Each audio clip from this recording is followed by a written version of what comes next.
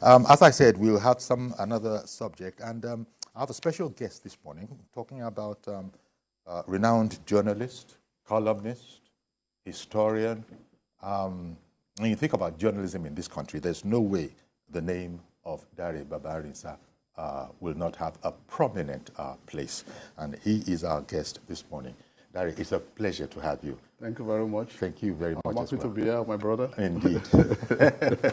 Now, you've always been, at the forefront of what some people call maybe activism, journalism. This goes back to the military era. People will remember you, especially you're a founding member of staff of Newswatch magazine. That's a great magazine. Later on, you moved into another great magazine talking about Tell. And that's apart from your newspaper stints. Your essays are legendary, and it's indeed a pleasure to have you. A day like today, give me your impression. And when I say a day like today, apart from the birthday of Mr. President-elect, for that is indeed the case, maybe you cast your mind back a bit and reflect on, one, the emergence of Bola Ahmed Tinubu as a president-elect, and then this occasion of his birthday. Well, I think it's a double celebration. Bola Ahmed Tinubu is one of the heroes of Nigeria's struggle against military rule, in which some of us were lucky to also play a part. And he was one of our leaders who were driven into exile. That's right. So they were leaders of the National Democratic Coalition in the US, and we were in Nigeria here, where we were running a magazine called Tell. Tell was at the forefront of the media opposition to military rule. So why do I call it a double celebration? Bola Ahmed Tinubu is celebrating his 71st birthday, and Nigeria is also celebrating the triumph of democracy. Whatever we can say, this election that had just passed, yes, it has been controversial, but it's one of the most peaceful elections we have ever held since 1999. When you look at the record. Which is not to say it wasn't without isolated incidents. No, it is one of the most peaceful in most parts of the country. It has emphasized for Nigerians that for anybody to come to power in this country, you must learn to create bridges. There is no region in this country that is powerful enough, that is large enough, that is rich enough to claim the presidency without the cooperation of other people. That is what had just happened. And in that area, I guess it's also, what you're saying, I can also deduce from that the presidential quest is hardly something you sort of dedicate a couple of months, even a couple of years towards preparing for. Tinubu has been in the trenches, so to speak, for this particular time. It goes back, some say, as far as 3 decades ago, when nobody had an inkling. But you see, with you guys, you very senior journalists, you would have had your ears to the ground all that while. Did you have a notion all that time ago that this might be in the offing, even if it wasn't explicitly stated? Well, I think Tinubu has been a member of the power game for many years. So in 2003, when it was possible for the PDP to overrun the Southwest, Bola Tinubu was able to hold Lagos.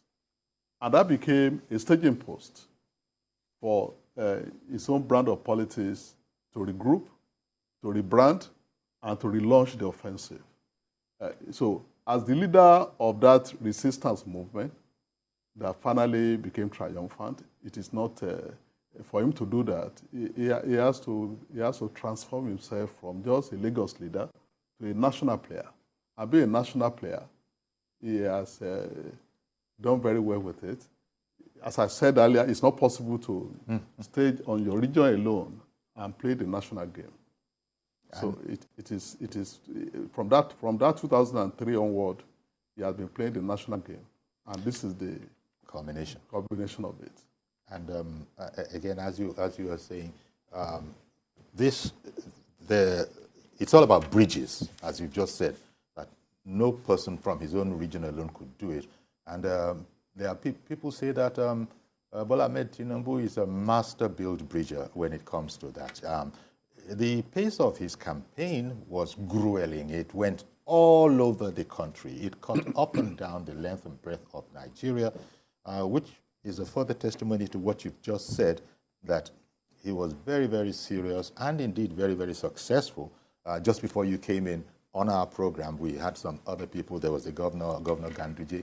They were all speaking about this leader of leaders is how it was put. So, and here we are today. But let me now speak with you as an observer of the polity, as a journalist, noting and recording what was going on, things that have been going on. Tinubu himself, I want to start with federalism. This whole question of federalism, is that on the one hand, and then I think Tinubu was part of those who were asking for what is known as true federalism. There's federalism on the one hand, which is, you remember when we sort of adopted the presidential system of government in '79 from America, power has largely been, leaning, or it all tilts towards the center. True federalism, for some reason, is looked at as with suspicion by some. Why do you think that is? Well, some people feel that power should remain domiciled, essentially at the central level. There are two areas about this. First, the soldiers who led us to where we are now, they were engaged in the Civil War. Many of them died. Many of them know their colleagues who died for it. So they are very suspicious when you are talking of regionalism and devolution of powers. They feel that if power is too devolved from the central, it might lead to another crisis, which will lead to soldiers going to war and officers burying their men. So this is a cautionary tale. But in the end, a product to remain successful must continuously reinvent himself. And we have seen that the current system of federalism is not working properly for us. And why is it not working properly for us? First, the government should provide facilities that should make life easier for the common people. Mm-hmm. The government at the federal level seems unable to do this adequately. Secondly, the government should be able to provide hope for the teeming people, majority of the people. Because the government is not able to provide all this, it is diminishing the level of hope for the younger people, which is leading to the epidemic of young people trying to run away from the country. Thirdly is the epidemic of unemployment. Mm-hmm. Unemployment in Nigeria has reached epidemic proportion. When you look at it, many young people are unemployed, underemployed, or because of the level, what has happened to education in Nigeria, unemployable. So can all these things be tackled at the center? I believe that it cannot be so. So those who are political leaders in Nigeria need to think of how to reinvent the federation. And from my own humble reasoning, I believe we should re-examine where we are coming from. I believe seriously that we have too many states, 36 states as federated units. I think we can also look at what the Constitutional Conference under General Abacha came out with, which is what they called the zones as the federated unit. And under that Abacha Constitutional Conference, which many of us didn't like, but at least we must know that some things are good from it. We have the Northwestern Zone, the Northeastern Zone, mm-hmm. the North Central Zone, the southwestern zone, the south-south zone, and the southeastern zone. Those are 6. We should think about it so that we don't continuously carry so much heavy weight at the center, while the regional zones are not doing enough. There's no reason why the Southwest should not have its own railway corporation. There's no reason why they should not have their own railway. There's no reason why there should not be a railway line from Lagos to Akure or Ado-Ekiti. So apart from, as you said, the apprehension, if not fear, outright fear of some people, that the moment you let too much power, congregate in any one place, it then could be a threat, such as you explained. Now that the objective has been achieved by, the Asiwaju Bola Ahmed Tinubu team, and when you look at when they were in opposition, of course they had so many ideas that they wanted to be carried on board. Maybe I could take your thoughts on the challenges of nation building.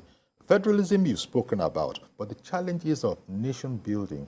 And do you think the Tinubu administration will be able to take on those challenges, such as when they were in opposition, they were agitating for? Yes, the incoming president has to be bold. He has to be very bold because changes require a lot of courage. To go to the moon, you have to decide that you want to go to the moon first. Secondly, you have to be bold enough to say, let us move.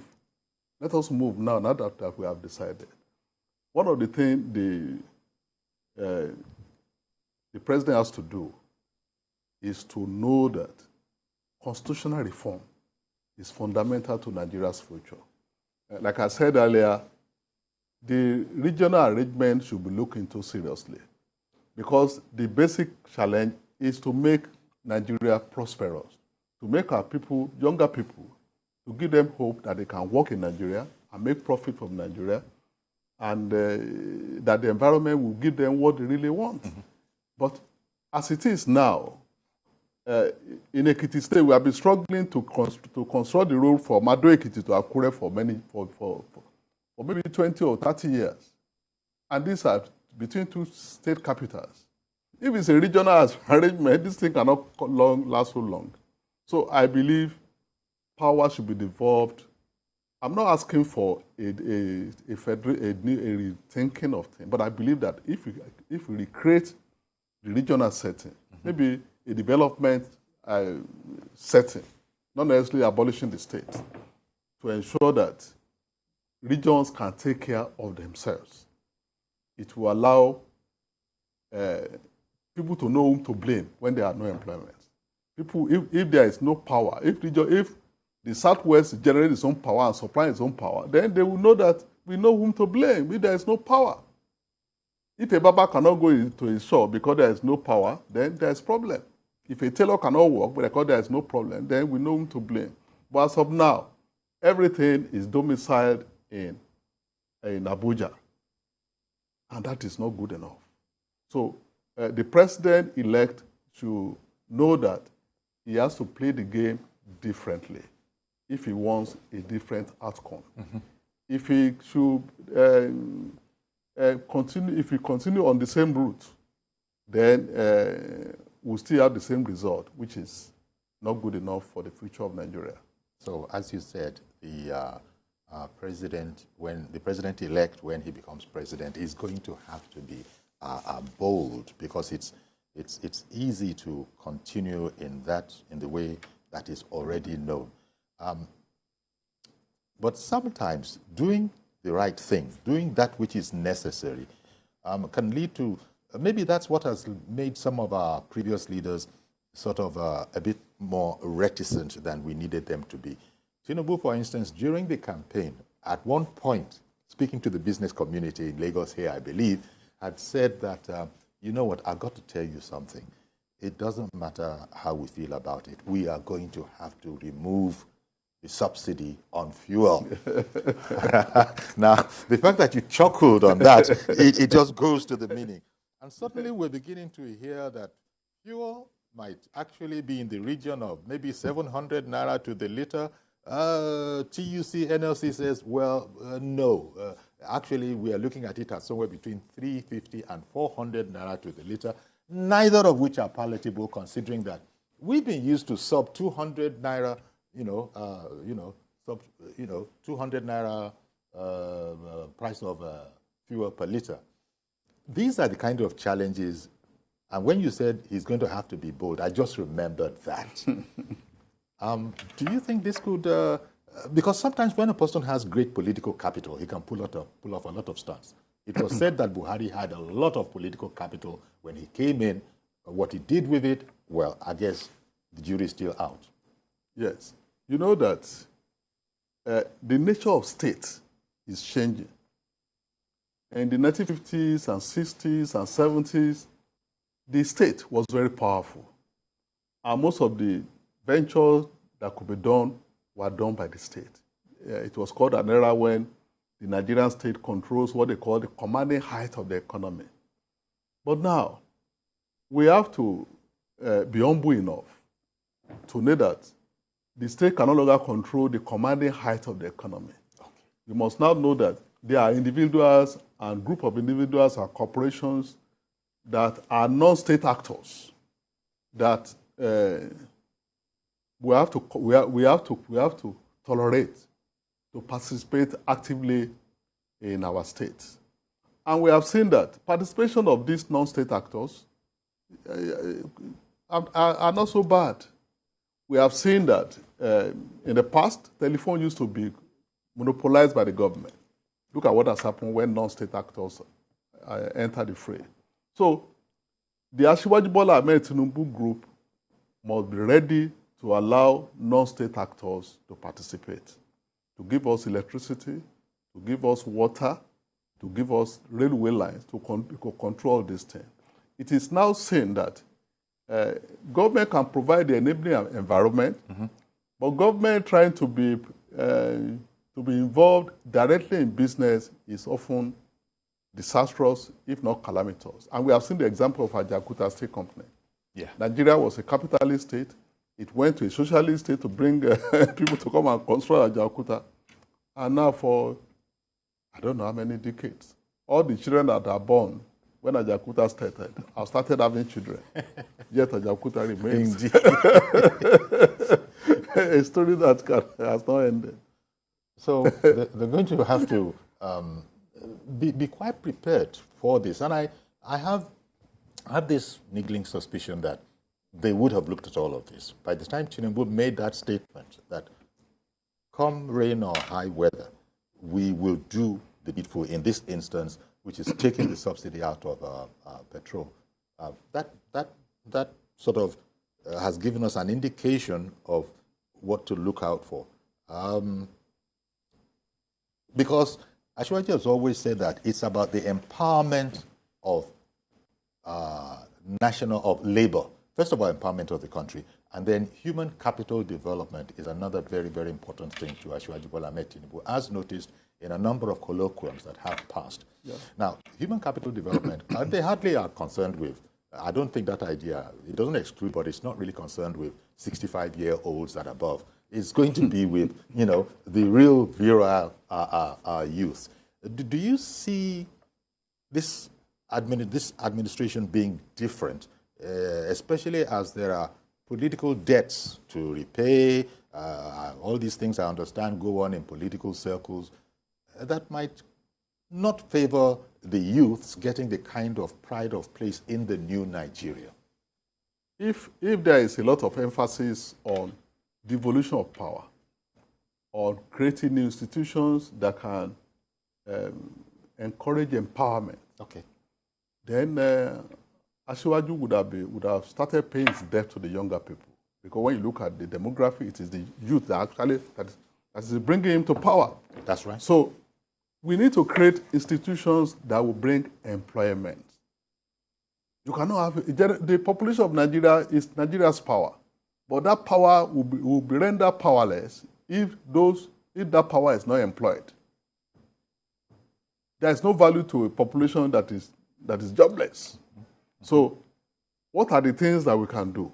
There's a lot that can be done in Nigeria.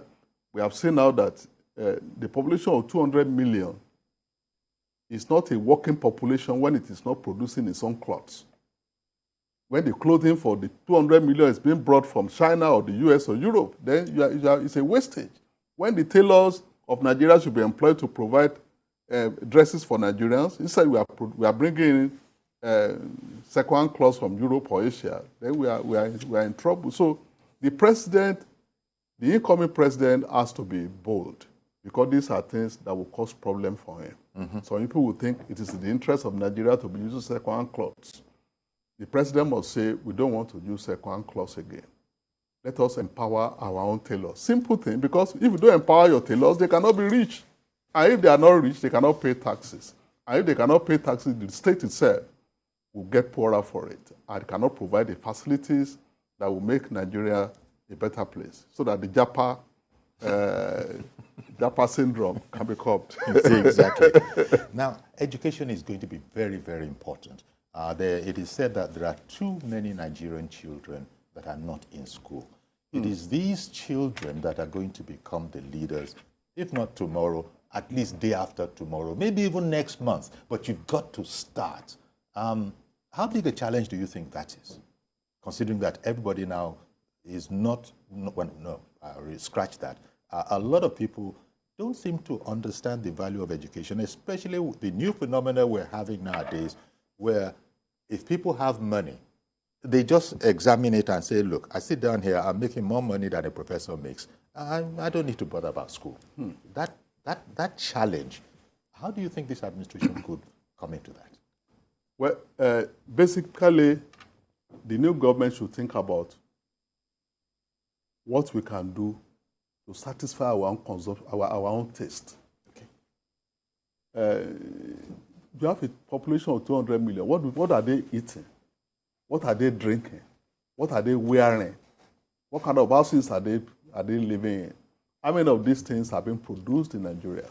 So to keep your people employed, you have to create the environment. To make them employable, okay, you have to educate them. And therefore, education is not just the normal, the formal education. You must create enough institutions for those who want to have vocational training. We have a situation in the country now where we have so many universities, but fewer polytechnics, are even far more fewer than vocational schools. Whereas it should be the reverse. There should be more vocational schools for training of artisans, for tailors, for barbers, for drivers, for cooks, for stewards, that should have the basic knowledge of living. So that these are the things that will make our country livable and that will make our people happy. The most important challenge of Asiwaju Bola Ahmed Tinubu is to keep young people employed. Indeed. Employed within the country, of course, and yes, then employed. Because what we have seen, when the state is not really able to take care of its own young people, its youth, we've seen what we didn't see before, where people have gone through the formal education that you've talked about, universities, but have also decided to be self-employed, to employ themselves. You find a lot of people who might have a degree in law, degree in whatever, and yet are, doing great, perhaps even better than they would have done in law, as caterers, as suppliers of foods, as restaurants. Also, people have just gotten all sorts of creatives, unlike before, maybe going back about 40, 50 years, where you were a lawyer, you wanted to do your best to be a lawyer. People are just not jackpying out of the country, but even within the country. The lawyers, for instance, that I mentioned, some of the young lawyers are jackpying from the court system and are busy making money being creative, either as dressmakers. I'm not saying that every lawyer should go and become a dressmaker, but I'm just saying that the younger people are thinking differently from perhaps the days of our parents. Yes, they need to be encouraged in that line. And we need to formalize it. They should have access to money. If you want to be a tailor, you must have access to getting loans to buy your machines. And there must be a follow-up to ensure that you are able to pay back.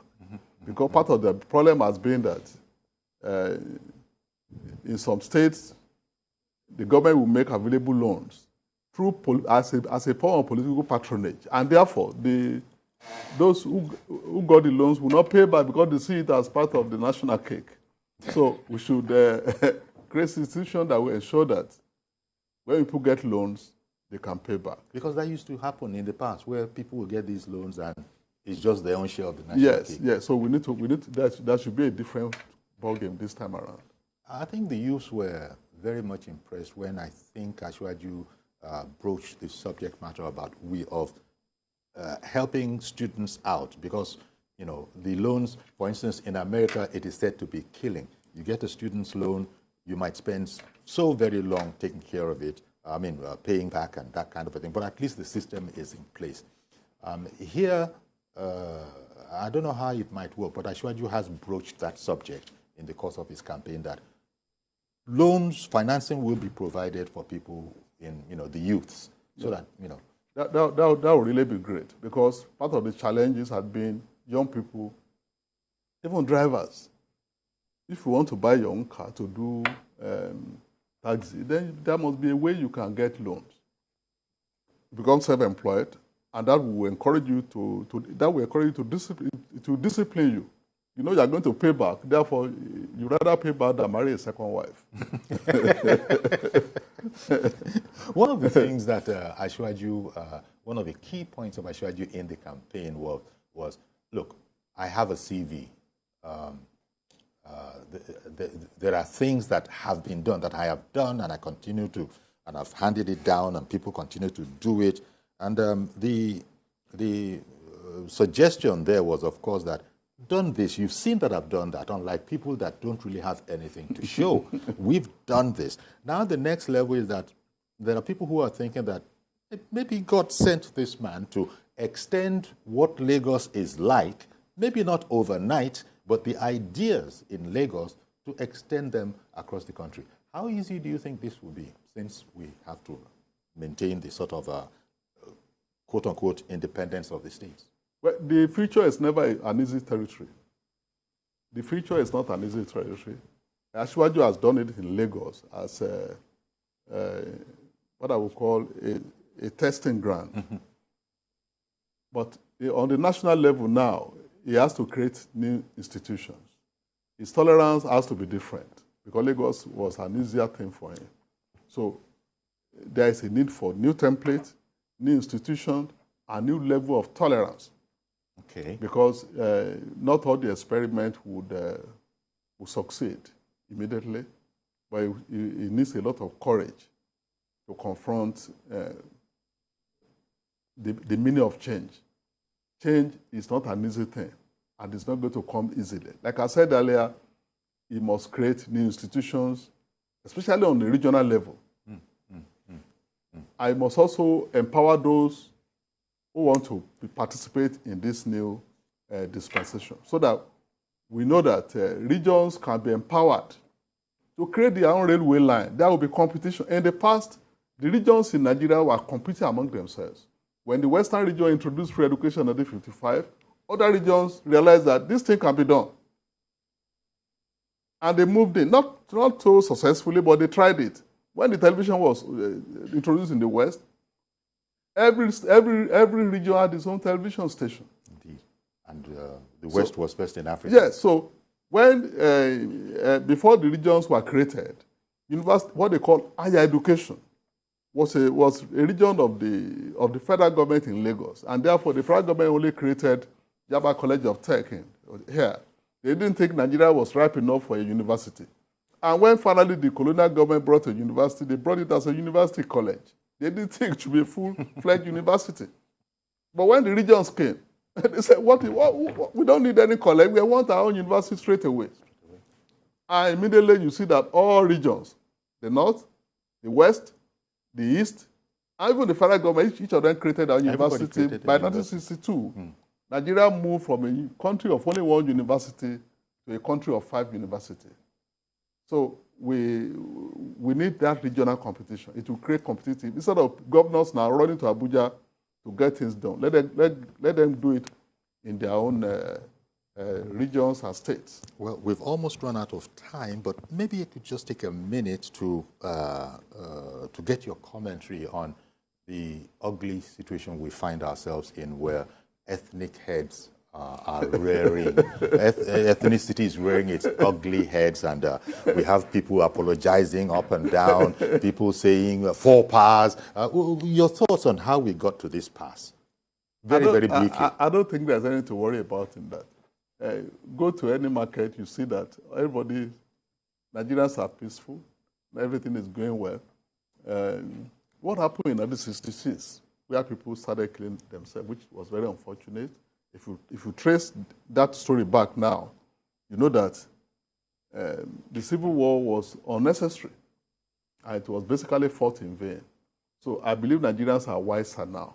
Most of the ethnic baiting you are talking about were the playing of political leaders, not necessarily rather than the people themselves. It has been the people themselves, Nigeria will be in chaos. But I believe that Nigerians are wiser. Not that we are better than our ancestors, but we are wiser now. Indeed. That it is not necessarily that we should use ethnic baiting. And we know ourselves more now. In the past, Nigerians don't travel too much among themselves. But there is no place you will go to, at least in the southwest here, that you won't find people from the north, people from the east, from different parts of the country, living peacefully among the people. So we should learn that this is a beautiful country God has given us. And the future is although created by the British, yes, it is actually given to us by God. Indeed. Yes. And the future is good. The future is bright for us. We are a rich country, and we should make ourselves richer by living in peace among ourselves. Well, we're going to have to leave it here, Dari, but I thank you very much for coming, and hoping that we can do this again with more time. Maybe we'll have a full hour at some future date. But I want to thank you very much. Thank you. Renowned journalist, columnist, historian, and author, Mr. Dari Barinsa. Thank you very much. Thank you, my brother. That's our program today. Please join us tomorrow for a fresh edition. I am Yori Folarin. Bye-bye for now.